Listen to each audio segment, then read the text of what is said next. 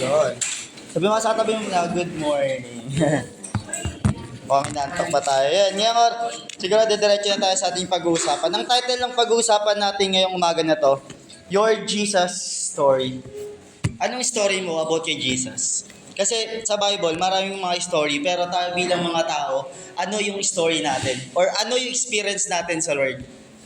Minsan ba natatanong natin sa isip yan? Ano ba yung story ko pag nagtanong sa akin yung isang tao? Ano bang story na isasabihin ko sa kanila?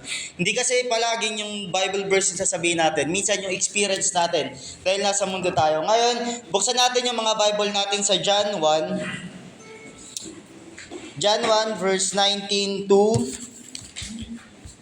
28. Yan, meron lang tayong 4 points na pag-uusapan ngayong umaga na to. 4 points. Babasahin ko po muna sa Tagalog. Sabi dito sa verse 19, ang mga pinuno ng mga Hudyo sa Jerusalem ay nagsugo ng ilang paring Hudyo at Levita upang itanong kay Juan kung sino nga ba siya. Hindi nagkaila si Juan, sa halip ay maliwanag niyang sinabi, hindi ako ang Kristo. Sino ka kung gayon? Tanong nila, ikaw ba si Elias? Hindi ako si Elias, tugon niya. Ikaw ba ang propeta? Sumagot siya, hindi rin. Sino ka ngayon? Sabihin mo kung sino ka upang may masabi naman kami sa mga nagsugo sa amin. Ano ang masasabi mo tungkol sa iyong sarili? Tanong nilang muli. Sumagot si Juan sa pamamagitan ng pangungusap. Mula sa aklat ni Propeta Isaias, ako ang tinig ng isang taong sumisigaw sa ilang. Tuwirin ninyo ang daan ng Panginoon. Ang mga nagtanong ay nagsugod ng mga Pariseo. Muli nilang tinanong si Juan, bakit ka nagbabautismo? Gayong hindi pala ikaw ang Kristo o si Elias o ang propeta. Verse 26, sabi dito, sumagot si Juan, ako'y nagbabautismo sa tubig, ngunit nasa inyong kalagitnaan ang isang hindi ninyo nakikilala. Darating siya kasunod ko, subalit hindi man lang ako karapat-dapat na magkalag ng sintas ng kanyang sandalyas. Verse 28, ang mga ito'y nangyari sa Betena sa silangan ng Ilog Jordan na pinagbautismuhan ni Juan. Etong title na itong topic na to, ito yung resulta ng aking Bible reading kasi ang bagong Bible reading ko, bumalik po ako sa John. Then per subtitle po ang aking Bible reading. Meron tayong unang point natin dito sa verse 19 to verse 20. First point natin, reveal your identity. Kamusta po yung identity natin bilang tao? Marami sa atin dual identity ka. Mabait ka sa work, pero pagdating sa bahay, ginato ka. Pero sinasabi dito, John the Baptist is the one of the witness for God. It's true. Sino ba si John the Baptist? Baka nagtataka sino siya. Si John the Baptist ay si Juan Bautista, isang propeta ng Diyos. Ipinanganak siya noong 20 BCE at namatay noong 32 CE. Inatasan siya ng Diyos na ihanda ang daan para sa Mesiyas o Kristo. Ginawa niya ito upang ipangaral ang mensahe ng Diyos sa kapwa niya Hudyo para tulungan silang manumbalik sa Diyos. Then sino yung mga magulang naman ni Juan Bautismo? Sabi dito, ang mga magulang niya, yun. Ang mga magulang ni Juan ay ang mag-asawang Zacarias at Elizabeth. Si Zacarias ay isang saserdoteng Hudyo, isang himala ng ipinanganak si Juan. Kasi baog ang nanay niya, bukod dyan, si Elizabeth at Zacarias ay parehong matanda na. And we see also, many people will question about your faith. Kaya minsan nahihirapan tayo isabihin kung ano yung Jesus story natin kasi tayo mismo nahihirapan sagutin yung question ng tao sa paligid natin. Di ba ang hirap sagutin? Christian ka ba? Lalo sa mga kaibigan natin, ang hirap sagutin kung Christian ka ba talaga. Kasi bakit? Minsan, mandaling sabihin Christian ka ba, pero kabaliktaran yung ginagawa ng buhay natin. Kabaliktaran yung ginagawa natin. Kasi sabi pa dito, your decision today will matter how deep your relationship with Him. Di ba? Sa pagsagot natin, kung totoong Kristiyano ka, dun masusukat kung meron kang relationship sa Lord. Sa mga mag-asawa dito, di ba minsan, asawa mo ba yan? Oo, asawa ko siya. Or girl, partner siya. Bakit? Kasi alam mo may relationship ka. Kaya minsan i-deny natin kung ano yung Jesus story sa buhay natin. Kasi tayo mismo hindi pa sure. Hindi pa tayo sure sa faith na meron tayo. And sabi dito, the reason why you hear this message, because God wants you to reveal your identity as a believer, especially for God. Labas na tayo, wag na tayo maging agent Christian. Alam mo at alam natin yung salita ng Panginoon. Kaya problema lang, hindi natin nasi-share ang salita ng Panginoon kasi until now, tinatago pa rin natin yung identity natin. Si John the Baptist, nung time na to, pwede niya sabihin na ako yung Diyos. Ako ganito. Ako nag-share sa inyo eh. Pero anong ginawa ni John the Baptist? Dahil meron siyang Jesus story, yun lang yung sinabi niya. Ang pinakamahirap sabihin sa buhay natin, hindi naman yung na-promote ka, yung mga ganitong bagay. Ang pinakamahirap sabihin sa buhay natin, yung Jesus story natin. Bakit? Kasi pag sinabi mo yung Jesus story mo sa ibang tao, maraming lalayo sa'yo. Naniniwala ako doon. Pag sinabi mo yung Jesus story mo sa'yo, magbabago yung tingin nila sa'yo. Tama, di ba? And then sabi dito sa verse 21 to 23, before natin i-share yung Jesus story natin, kailangan natin maging humble. Kasi it's hard to tell to anyone na yung Jesus story kung kabaliktaran yung nakikita sa buhay natin. Dito hanggang ngayon nahihirapan ka pa rin i-win or i-share yung salita ng Panginoon sa pamilya natin. Baka gusto lang natin i-share yung salita ng Panginoon pero hindi naman nakikita sa buhay natin. Every time people around you is asking you about your faith or Jesus story, did you answer or until now we are shy to tell the world the purpose why you are in this world? The purpose kung bakit tayo nandito, to share your Jesus story. Ano yung Jesus story mo? What if tinanong ka ng katabi mo? So Ricky, ano yung Jesus story mo? Di ba? Anong sasagot natin? Marami sa atin, ngiti ka na lang. Bakit? Ang hirap sagutin eh. Lalo pag sinabi mo yung ganito, tapos hindi naman nakita sa buhay natin. And then sabi dito, di ba? John the Baptist never afraid to tell because he know who is Jesus in his life. Kung ano yung Panginoon sa buhay mo, dapat hindi tayo matakot.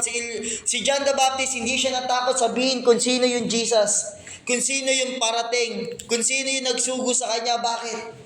Kasi siya mismo na-experience niya yung salita ng Panginoon. Na-experience niya kung gaano kabuti ang Panginoon. Isipin natin, matanda na, baog pa, nanganak pa. Yun po yung Jesus story. Diba? Kaya tayo dapat everyday, Lord, ano ba yung Jesus story ko sa'yo for today? Kasi bakit? Your Jesus story today ay magagamit natin sa ibang tao. Magagamit natin sa mga nadi-discourage. Diba? At sabi pa dito, in this generation, we are the witness for God. Sa panahon natin, tayo yung John the Baptist.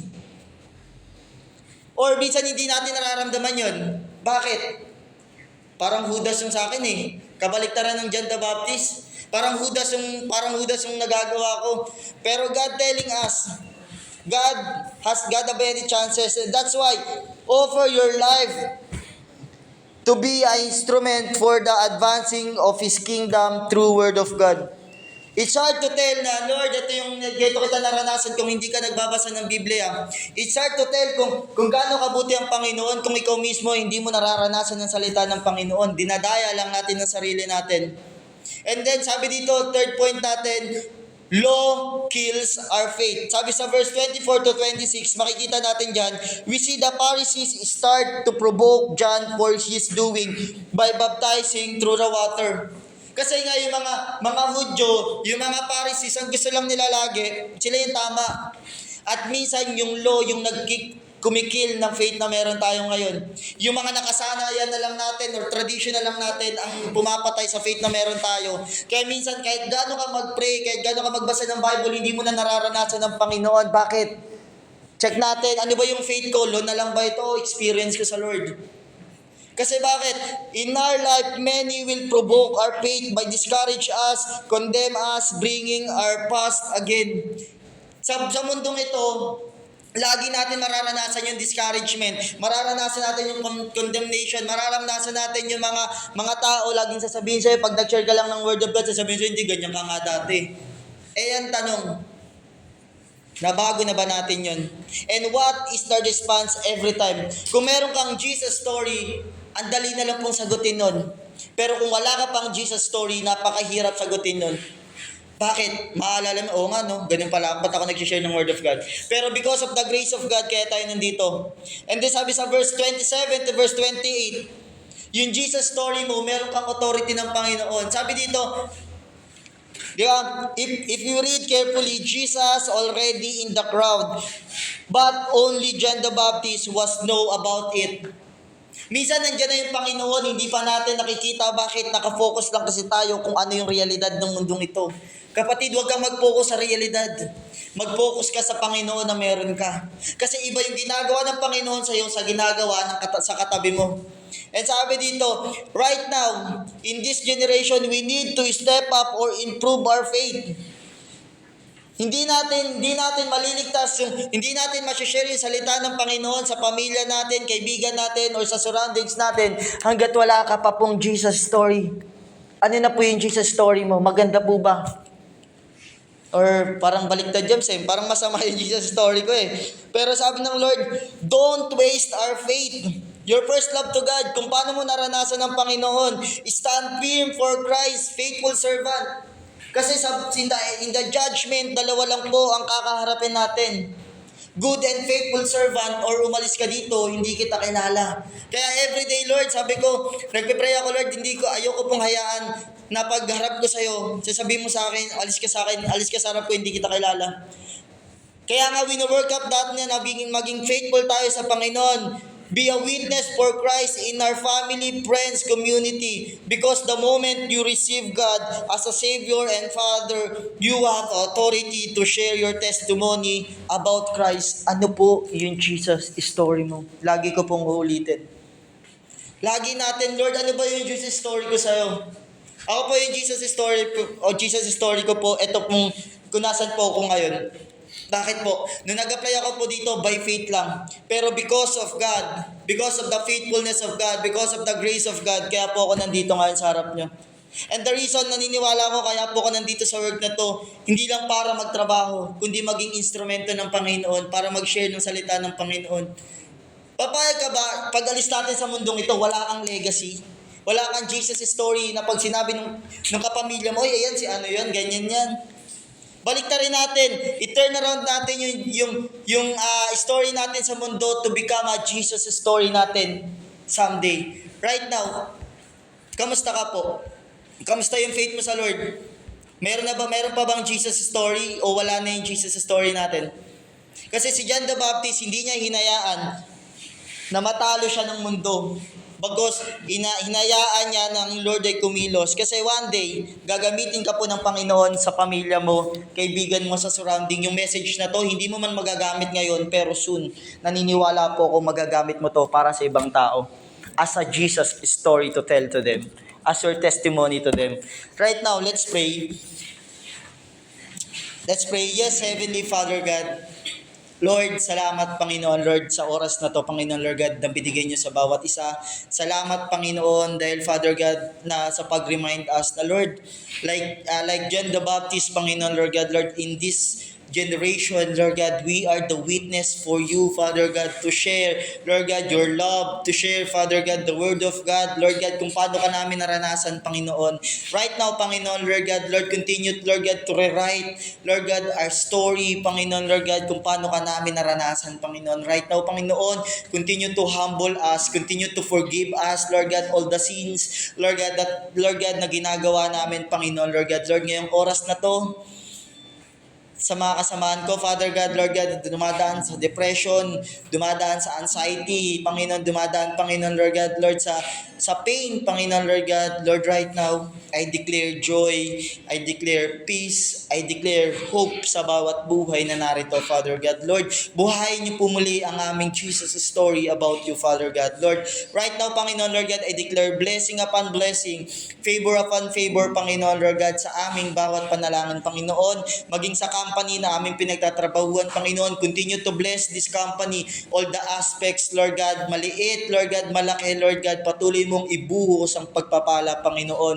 Lord, sa maghapon na daraan, samahan niyo po kami, gabayan niyo po kami, Panginoon, Lord God, patuloy na ikaw lamang may taas, patuloy na ikaw lamang ang makita, patuloy na ikaw lamang, wala nang iba pa, Panginoon. Pinagkakatiwala namin sa iyo ang maghapong ito, Father God, Lord, sa iyo ang kapurihan, sa iyo ang kadakilaan, sa iyo ang pinamataas na papurit, pasasalamat sa pangalan ni Jesus. Amen. To God be all the glory po.